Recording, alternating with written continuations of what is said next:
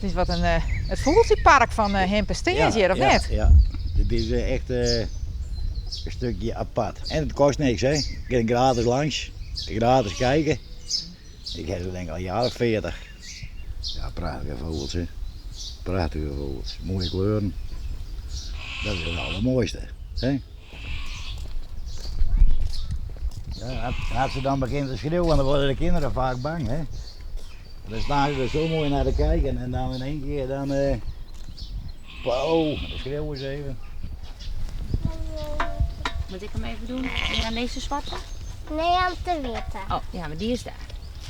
Doe eerst deze.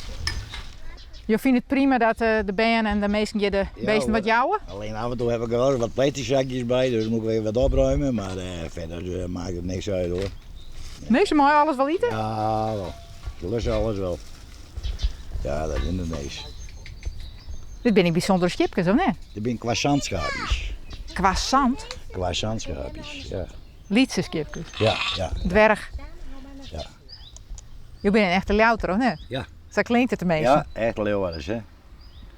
De oude hogen met staan blijven. Ja? Ja.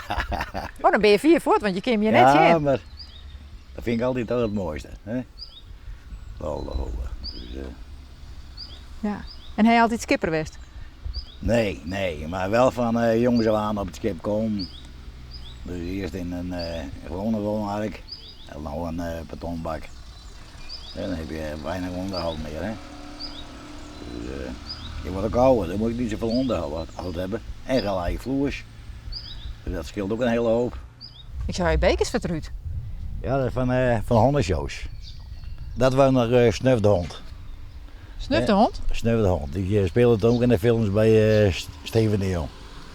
Wie dat deze hond doet, we krijgen zeggen. Nee, die is al dood. Die is een jaar of 12 is die geworden.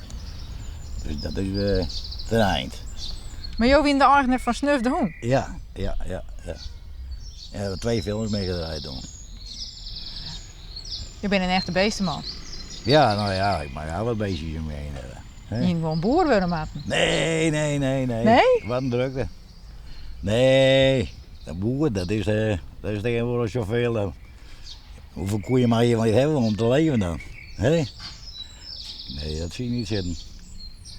Er komen steeds minder boeren. Hè? Zonde.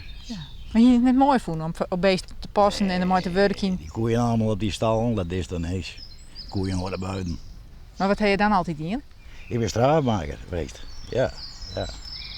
Maar ja, al die 2 jaar. Vroeger ook al paarden en ponies en voor alles wel. Maar dat heb ik nou niet meer. En net zo goed Fries, dus ik zei dat maar net niet Fries. Oh, dit is een pauwhaai. Ja, ja.